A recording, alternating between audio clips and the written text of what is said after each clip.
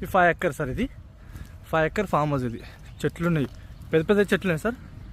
మన క్రాఫ్ట్ గిట్ట బాగా వస్తుంది మనకు.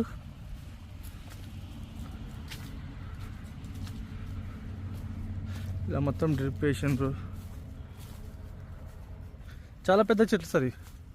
మనకు 10 years చెట్లు ఉన్నాయి సార్ ఇవి.